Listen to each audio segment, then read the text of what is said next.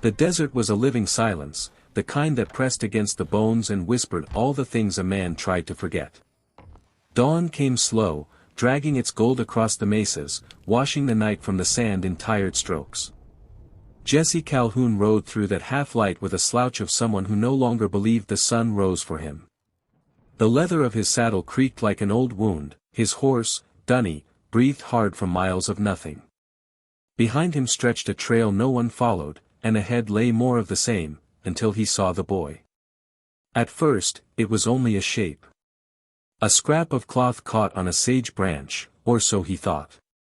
But when the wind shifted, it was unmistakably human, a body, small and unmoving, half hidden behind a broken wagon. Jesse reined in the horse, his pulse ticking like a faulty clock. He waited, as if the figure might vanish if he stared too long. It didn't. He dismounted, boots sinking in soft dust. The smell of scorched iron clung to the air, the wagon must have burned weeks ago. Crows had long gone, leaving only bones of leather and wood. The boy lay there, lips cracked, skin pale as driftwood. His hand gripped something, small, round, and gleaming faintly. Jesse knelt, easing it free. It was a tin star, dulled with grime. The boy stirred. His voice was barely a rasp. "Give that back." Jesse blinked, surprised. "You're alive. Don't need help." The boy's tone was too sharp for someone so weak. Jesse set the star beside him, pulled the canteen from his saddle, and unscrewed the cap. "Ain't an offer," he said. "Drink." The boy's eyes darted, gray-blue, wild like a coyote cornered. He reached out, snatched the canteen, and drank in short gulps before coughing hard. When the fit passed, he wiped his mouth with a shaking hand. "What's your name, kid?" "Eli." He hesitated, then added, "Eli Harper." The name twisted in Jesse's gut like wire. Harper. There'd been a Harper family once, down near Canyon Ridge. He remembered a night of smoke. Of screams, of him turning his horse and riding away. He said nothing. Just glanced toward the horizon, where heat already trembled. "Your folks around?" Eli shook his head. "Dead, I think." There was no tremor in his voice, only emptiness. Jesse knew that sound, it was what came after crying ran out. He looked at the boy, thin arms, sunburned skin, the stubborn tilt of a chin too proud for its own good, and saw himself. Or what was left of himself, long ago. He fetched jerky from his pack, tore off a piece, and held it out. Eli stared at it like it might bite. "You trying to poison me?" "If I was, I'd let you die already." Jesse sat cross-legged in the dirt. "Eat." After a long pause, the boy took it, chewing slow. Each bite looked like a battle. Jesse didn't press questions. The wind did enough talking, rattling the broken wheels of the wagon, sighing through the emptiness like a ghost looking for someone to blame. By nightfall, they reached the skeleton of an old barn near the edge of a dry creek bed. The roof sagged, but the walls still held. Inside, the air smelled of dust and forgotten hay. Jesse set a small fire, its glow trembling against the boards. Eli sat apart, hugging his knees, the star glinting faintly at his side. "You were a lawman's boy," Jesse said quietly. "My pa wore the badge till the Sioux came. He told me to run." Eli's eyes reflected the firelight, hard and bright. "I did." Jesse nodded, jaw tightening. The Sioux. He remembered that raid, rumors had run wild in town after. Families gone. Crops torched. And Jesse, the man who hadn't gone back. "Why were you out here?" Eli asked suddenly. Jesse poked at the fire. "Looking for work. Looking for peace. Depends on the day. Don't seem like you find much of either." Jesse huffed a laugh, dry as the dirt. "You're right about that." They ate beans in silence. The flames painted Jesse's face in weary orange light, deepening the lines around his mouth. Eli watched him, curiosity tugging at his guard. "Folks say cowboys don't stay nowhere," the boy said after a while. "They just keep moving till the world runs out." "Maybe the world don't run out," Jesse murmured. "Maybe we do." The wind moaned outside. A shutter clapped once, then settled. Jesse leaned back against a post, tilting his hat low. Sleep came slow. In the space between breaths, he saw again the Harper ranch, the fire, the screams, the moment he'd turned his horse and vanished into the dark. He'd told himself there was nothing he could have done. But guilt had a long memory. A rustle broke the memory. Eli was shivering, curled too tight against the cold. Jesse rose quietly, shrugged off his coat, and laid it over the boy. Eli stirred. "You don't gotta. Go back to sleep," Jesse said softly. The boy did. The cowboy didn't. Hours passed. The fire sank to embers. Jesse stepped outside, letting the night wind wash over him. Above, the stars sprawled, endless and indifferent. He thought of the tin star in Eli's hand, how it had once meant law, protection, something pure. Now it was just metal and memory. He wondered if redemption was any different. From far off came a sound, low and rhythmic. Drums, faint at first, then steady as a heartbeat. Jesse froze, listening. Could be thunder. Could be something else. He scanned the horizon, where the desert met the night like an unhealed scar. He went back inside, crouched beside the fire, and fed it a stick. The flames jumped, lighting Eli's face. The boy looked younger in sleep, almost peaceful. Jesse whispered, half to himself, "Tomorrow, we ride." He didn't know where yet. Maybe east, where the land softened. Maybe north, where no one knew his name. All he knew was that he couldn't leave the boy. Not this time. The drums, or thunder, rolled again, closer now, a low murmur crawling beneath the wind.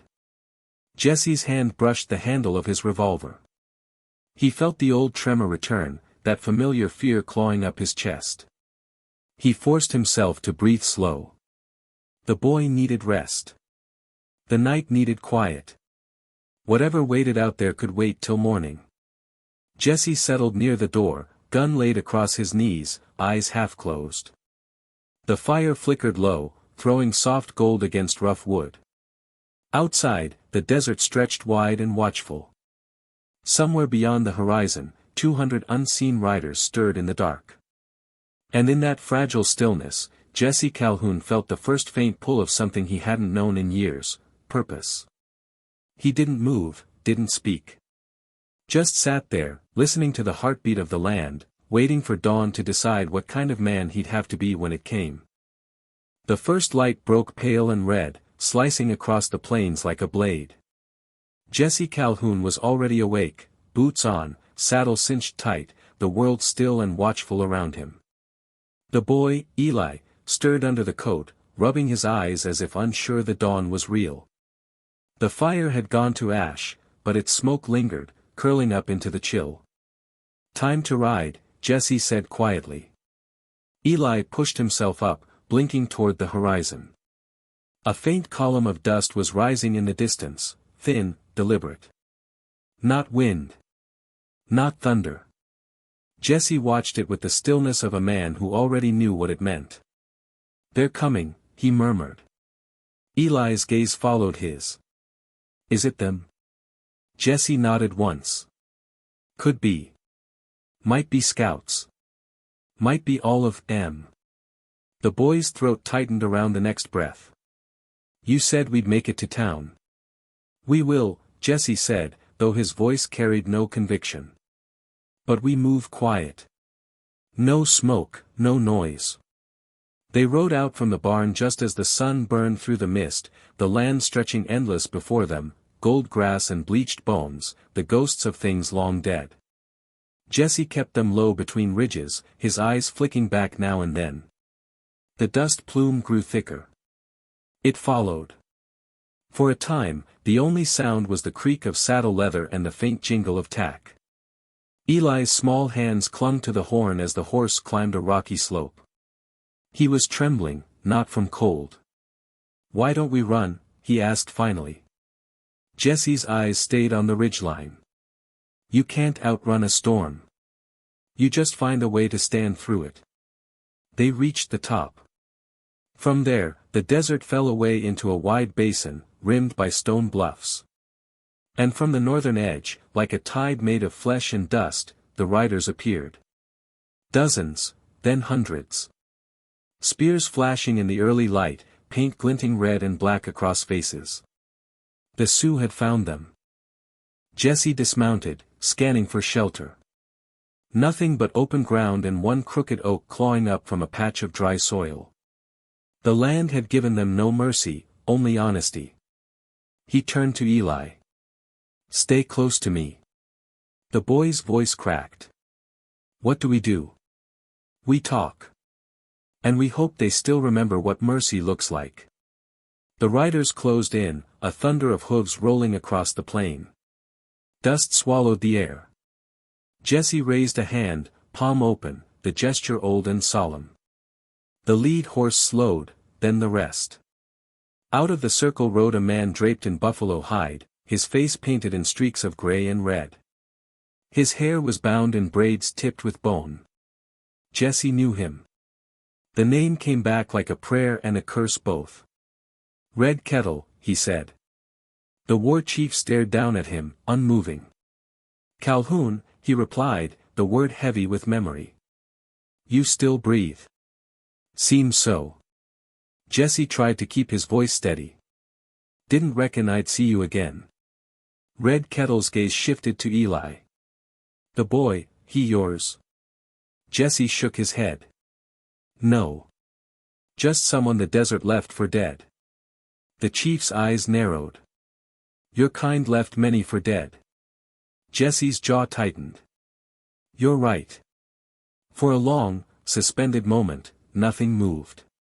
Then Red Kettle swung down from his horse, boots hitting the earth with soft weight. The others stayed mounted, silent as vultures waiting for the end. "I remember you," Red Kettle said. "A man who came to parley and left when the fire started. You ran." Jesse didn't deny it. "I did." "Why?" The truth was bitter, but lies had no place in that circle of dust and silence. "Because I was afraid. I told myself it wasn't my fight. I told myself I couldn't save anyone. Maybe both were true. But I've been paying for it since." The chief regarded him with unreadable eyes. Behind Jesse, Eli's breath came fast and shallow. "What of the boy's father?" Red Kettle asked. "Dead," Jesse said. "He wore a badge. The same one the boy carries." At that, Red Kettle's gaze softened by a fraction. "A badge."